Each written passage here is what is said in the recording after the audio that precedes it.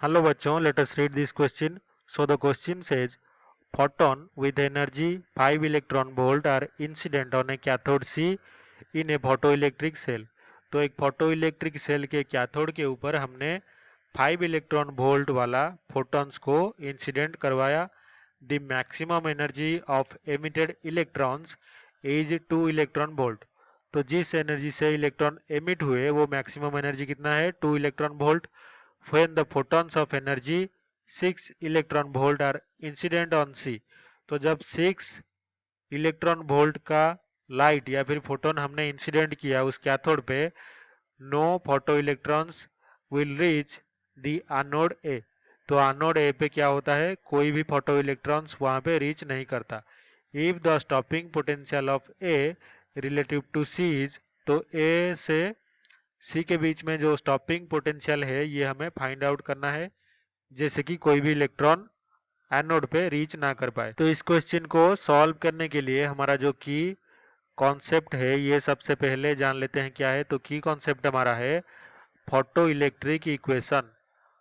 इसको हम photo electric effect को पूरा एक्सप्लेन करने के लिए यूज करते हैं. और इस इक्वेशन को हम लिख सकते हैं कि जो एनर्जी ऑफ फोटोन होता है E, ये इज इक्वल्स टू होता है work function W plus kinetic energy maximum के ई मैक्स. तो अभी क्वेश्चन के हिसाब से डायग्राम बना लेते हैं. तो ये हमारा क्या है, कैथोड. कैथोड यानी कि C. तो अभी फोटो सेल में एक एनोड भी होता है, तो ये क्या है, एनोड, और इसका नेम क्या है, ए. तो अभी जो लाइट सोर्स से आके जो फोटॉन्स ये कैथोड पे गिर रहे हैं, तो इससे क्या हो रहा है, इस मेटल के सरफेस से जो इलेक्ट्रॉन है नेगेटिव चार्ज वो एमिट होके आके एनोड पे गिर रहे हैं. तो इसको अगर हमें स्टॉप करना है तो इसके ऑपोजिट में हमें पोटेंशियल लगाना पड़ेगा, एक नेगेटिव पोटेंशियल. तो उसी पोटेंशियल जो है वो क्या है, उसको क्या बोलते हैं, भी नॉट. ये क्या होता है हमारा स्टॉपिंग पोटेंशियल. तो ये हम कैसे अप्लाई करते हैं, जो कैथोड होता है और ये जो मान लीजिए एनोड होता है, तो एनोड का जो पोटेंशियल क्या कर लेते हैं, इसका नेगेटिव टर्मिनल से कनेक्ट करते हैं और कैथोड को पॉजिटिव से.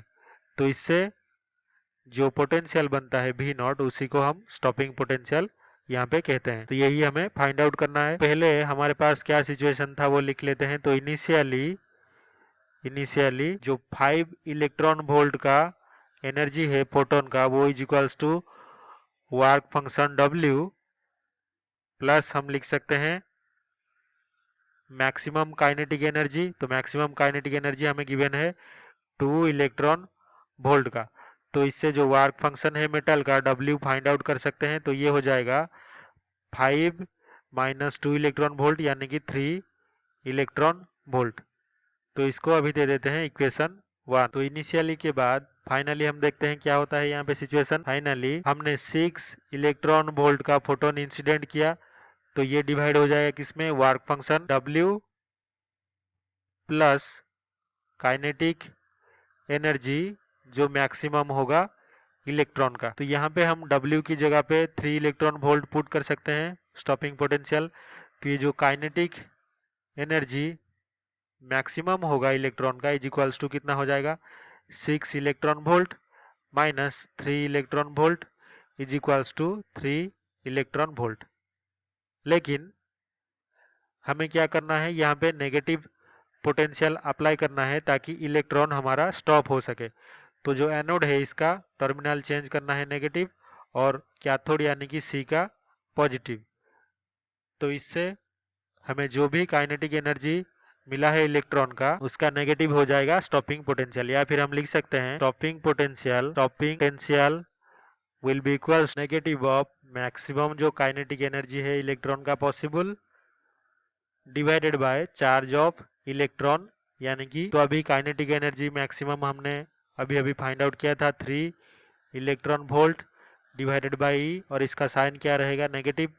तो ये इज इक्वल्स टू हो जाएगा -3 वोल्ट. फाइनली हमारा जो आंसर होगा वो -3 वोल्ट होगा स्टॉपिंग पोटेंशियल के लिए. अगर ऑप्शन में से देखें तो पहला ऑप्शन जो है 3 वोल्ट ये गलत होगा, 4 वोल्ट भी गलत होगा, -1 वोल्ट गलत है, और जो फाइनल -3 वोल्ट है यही इसका सही उत्तर होगा क्योंकि हमारे आंसर से मैच कर रहा है. I hope you have understood this well. Best of luck.